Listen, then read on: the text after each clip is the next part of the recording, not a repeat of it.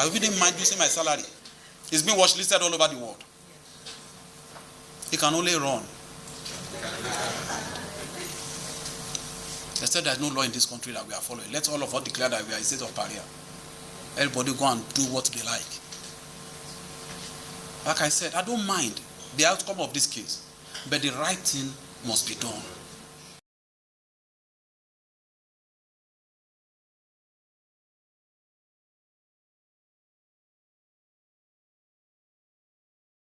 Mr. Raphael, Yeah.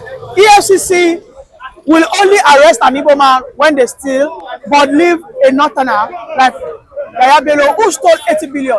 You will remember that in the past, when Ojus Okalu had a 7 billion naira case, he was incarcerated for almost a year.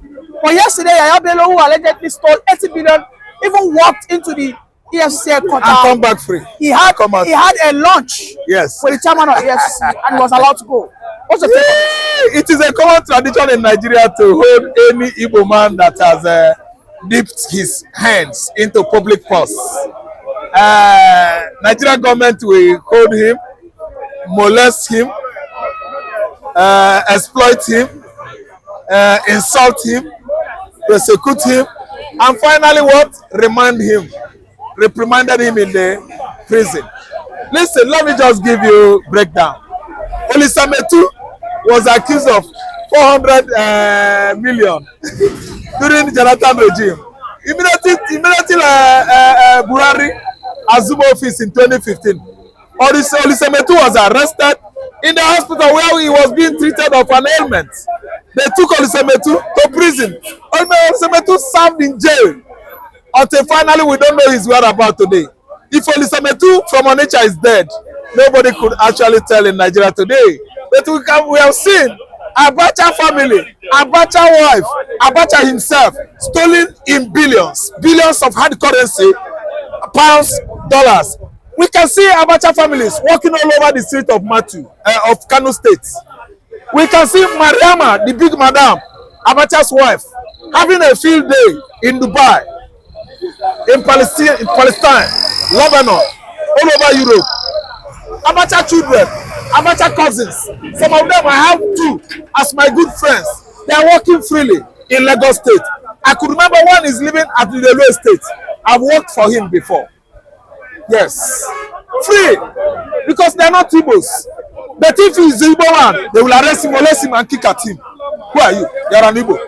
The most hated tribe in Nigeria, the most hated ethnic group in Nigeria is Igbo.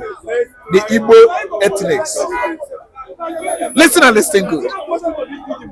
We cannot equate the amount of money in billions stolen by Ojus Okano and the with amount of billions in dollars stolen by Yaya Bello. Because why? Yaya Bello is a Muslim. He is from Kogi State. They are the north. Yaya Bello has come from Dubai freely. He walked into EFCC facilities, dined, wined, had a lunch with that redeemed pastor chairman of EFCC. Redeemed pastor chairman of EFCC from Yoruba extraction. The EFCC chairman had lunch with Bello, called all the makeup artists. They rub Bello makeup on his face, dressing well. Yaya Bello walked out of EFCC facilities freely. Nobody did anything. No. Nobody said anything. After Yaya Bello went to Dubai and bought how many world standard 5-star hotels? How many world standard 5 stars hotels did Yaya Bello buy in Dubai? He bought many, 10 the number. And Yaya Bello is back today. Work freely, enjoy free atmosphere, enjoying his money after leaving UAE. Much ado about Igbo man. Igbophobia has come to stay, because I know that Ojus Okano was indicted of 7 to 8 billion naira. Ojuzo Kanu was arrested. He went to jail. He spent 8 months in jail because of hatred they have on Igbos. Hausa, Fulani, Yoruba, Nigerian Yoruba, Arab Yoruba, Hausa Yoruba, Arab Hausa, Fulani Yoruba, Fulani Arab Fulani. They are the one in charge of Nigerian political leadership. Ojuzo Kanu went to jail because of 8 billion naira. Yaya Bello stole $8 billion. He went to Dubai, bought properties, come back to Nigeria, walk into what? EFCC facilities. Had lunch with EFCC chairman, a redeemed pastor. Free is working today. There is much hate on the Igbo man. And whatever we do in this Nigeria, it's always growing ripples. But Mr. Wafe, why are you surprised? Don't forget Matawale, who allegedly stole 50 billion, is now made the Minister of State for Defense. Atwale, you are getting it. You have hit the nail on the head. Matawale is being celebrated all over the north, core north, northwest, northeast, Sokoto, Kano, Kaduna, everywhere. A thief, 50 billion, public fund, taxpayers' money. Nobody has done anything about it. Oga Tinubu administration has succeeded on what? Demising humanity. Tinubu has failed. All his policies are tyrannical, authoritative policies.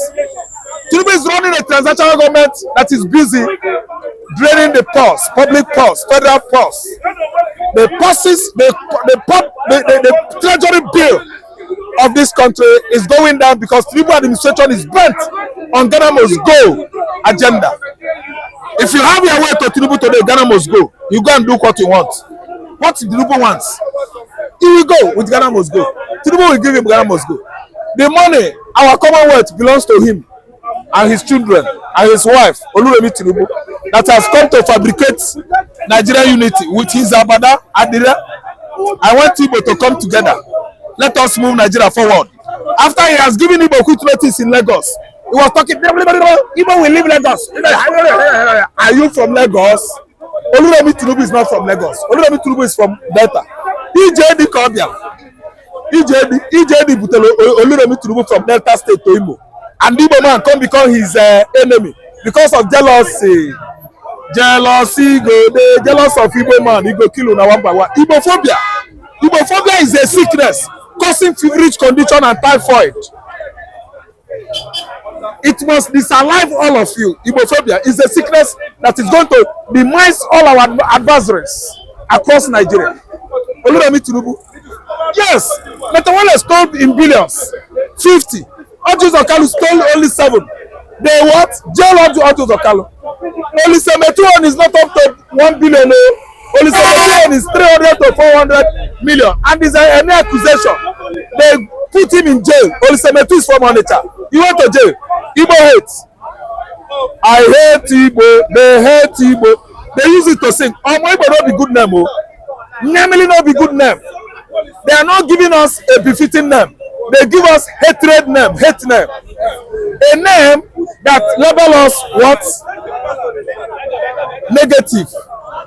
A name that negates humanity. A name that negates love. A name that brings about hate and abhorrence. A name that brings this kind of divisive, ethnic divisiveness is Omoibo. Nyamere. Listen and listen good. You people are stealing our public fund, and when the man does his own, you will blow it out of proportion. How much did the Tinubu steal? How much did the Buhari steal? How much did the Aisha Buhari steal?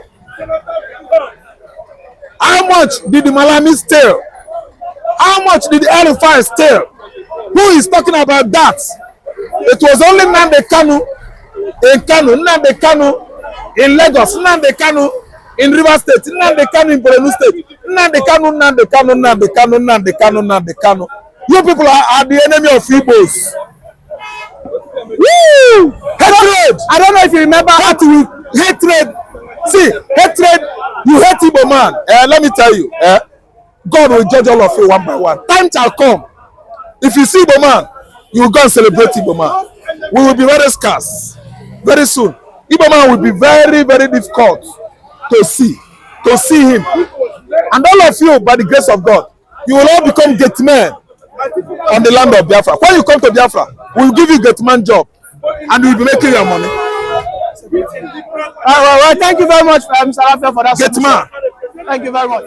We could remember that when Ojus Okalu had an issue of 2 billion naira, EFCC picked him up immediately. Yes. But now a northerner, Yaya Bello, who allegedly stole 80 billion naira from the poor co-guides, walked into the EFCC headquarters, and the chairman was just dumbfounded. Yes. And don't forget, this chairman has vowed that he was supposed to resign. He said he was going to resign if he does not arrest Yaya Bello. Yes. Mr. Rilwan, welcome. Yes. What do you think is going on? Because yesterday, Yaya Bello slapped the EFCC chairman on his face by walking into the headquarters and stepping out, and nothing happened to him. Thanks for having me on that platform. It's a privilege to be here again. Like I said, some people seem to be above the law in Nigeria, especially people that are like in quote the northerners. They seem to be above the law. As in Yaya Bello's aide, he wrote something. He said, our principal Yaya Bello, he walked majestically. Only Bioba, he walked majestically in the EFCC office in company of the incumbent governor of Edo State, that's Ododo. Imagine. Now you see behind that, Yaya Bello did not come. Yaya Bello came. He came, he walked, and he left. Now this is the question. What does it portend for Nigeria? Number one, what does that send to, how do I put it? It's a community. It's as simple, see, it is high time we start telling ourselves the truth. It's as simple as that. Because now it seems as people are above the law. Some people can walk in and walk out of an extra 80 billion allegedly. Yahoo boy, I know Yahoo boy, thank God, but Yahoo boy, 200,000 arrested. Yahoo boy, 500,000 arrested. I'm not till tomorrow, God forbid. But then a governor allegedly by them 80 billion. He walked in and walked out. That's a slap, like you said. That's an insult. Then, and you are not telling us that boys are doing Yahoo, right? Boys are doing it fraud because they are looking at the leaders. They are doing this and they are getting away with it. You understand? You see these little boys. Oh, I've that's how they call their language. I've said those things because they are seeing that leaders are walking away. So that means they too. It's an encouragement. But if the law is not important for anybody, nobody want to commit crime. But if I commit, I'll be arrested. If you commit, you'll be arrested. That means everyone will be afraid. But when some people are above the law, that if I do something, I can walk free, and if he does the same thing, he'll be arrested. These are what we call bad omen. The signs are not good. As Nigerians, as a people. So when I saw the leaders, I was just smiling. And I hear back and forth. Oh, Yaya Bello did not come. Yaya Bello came. Yaya Bello did not come. Yaya Bello came. Yaya Bello did not come. Yaya Bello came. Which one should we be? But we saw the pictures, so I believe more of the pictures. Yes, he said Yaya Bello did not come.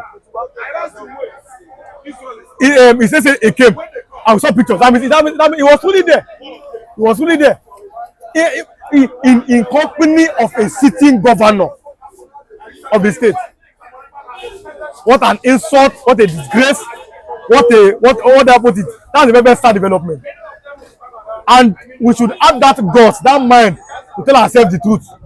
That we cannot continue like this in a nation where it seems some people, again, seems to be above the law in Nigeria. So Yaya Bello, it seems that maybe he's untouchable. It seems for now. He's untouchable, maybe because yes, chairman, like you said, he posted, I will resign, I will resign now. But we'll give him time. Let us see how it will play out. Then we can come further on this. But this is a very sad development. And yesterday to me is a very sad day when we saw a man that may be above the law in Nigeria. Mr. Rilwan, yes. This issue of corruption and EFCC being selective, I mean, we have seen how they tend to demonize the youth. Yes. Who the governments have failed. But whenever this same government get involved in Nigeria to corrupt. It seems EFCC always have a share. Don't forget the Assistant Secretary General or whatever the case is that stole 120 billion the other time. It was alleged that he returned 20 billion and they allowed him to go scot-free. Could it be that Bello had maybe they've gone into some negotiations and they're just playing some drama for us? That be the case? Maybe. Because in Nigeria, like I always say, in Nigeria, the more you look, the less you see. The more you see, the less you know. So there are some things that maybe that we don't know. Maybe there's an agreement, but at least it should come out in the open to say it. Corruption needs to be discouraged in Nigeria. You understand? China, see, as of 50 years ago, China was not a nation that we can reckon with. But they saw that we will do two things. We want to become great. Number one, we clamp down corruption. If you are a corrupt person, death, equal. And when people saw that top government officials are being killed then in China, everybody talk in my language, no, we don't want. But yeah, the youth, a youth that is even looking good, fine boy is a Yahoo boy. A plumber, a legitimate plumber that is working, but okay, I want to look good, I'm a plumber, I know my work, is a Yahoo boy. A legitimate aluminum fabricator like me, that no case of any nonsense, a Yahoo boy. A legitimate tech, a person in tech, a Yahoo boy. A legitimate somebody that is maybe cryptocurrency, is a Yahoo boy. Because of that demonetization of the youth. We saw EFCC was in Ondo State, on state, and they picked people from Vincent and watching football. All of them are Yahoo boy. But a governor, by them, 80 billion, came to your office, and then the people that they are denying it, and went back home. What does that tell you? Look at how the story have been. Does it mean that if you have no contest to the election as a senator, it's going to win? But that's what it means. And that's a very, very bad. Even a governor accompanying him, a governor of a state that should be in your state, very, very busy, looking at what you can do to make your people enjoy.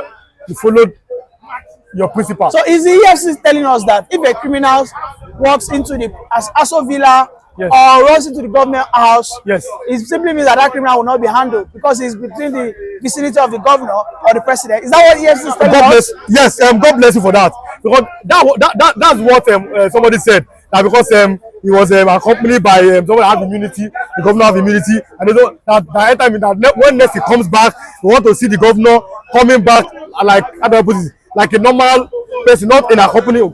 But to me, that means nothing. To me again, it means nothing because a governor an ex-governor can come with anybody. It is him that you are dealing with. But when you look at the morality of it, ordinarily nobody should even come in with the governor. Ordinarily, nobody should ever come in with the governor. But now, since this one has come with the governor, leave him. Face the person, the Bello, that you are supposed to arrest. Face him. That's what should have been done. Face him. Make sure that he cannot walk into your place and find a way to go back without we not seeing any tangible result. You understand? He came yesterday, we walked in, he walked out, and I said yes. Some of them are saying no, that will not come. That's what's paying me. That will not come. Remember, it says a posted picture that he came. I was told that they were white, him and the other one. Yeah. Yesterday. You understand? Because the eagle is the logo of the EFCC. But why the eagle now look like a chicken head here? Abi, eagle, we know eagle, a very, very powerful bird. Yeah. But when I make the eagle look like a chick on my dear, that's a very bad available. And that will give more impunity to other elected officials. Now, if these people are working free, I can do the same thing and work free, and then nothing will happen. And that's very, very bad. You can't continue like this and say you want to find investors where some people seem to be above the law. But the law should be no effect of anybody. Yes. The law should be the law. If you go against this law in the US, in the UK, in China, in even Saudi Arabia, there are things that you cannot do. But in Nigeria, we see that we are running like a banana republic, and the investors are looking at you. Look at this one. That means we are not deceiving ourselves. That we are not even ready to fight corruption. We are not even ready to make significant progress in Nigeria. Thank you very much, Mr. Rilwan, for that brilliant submission. As usual. Thank you so much.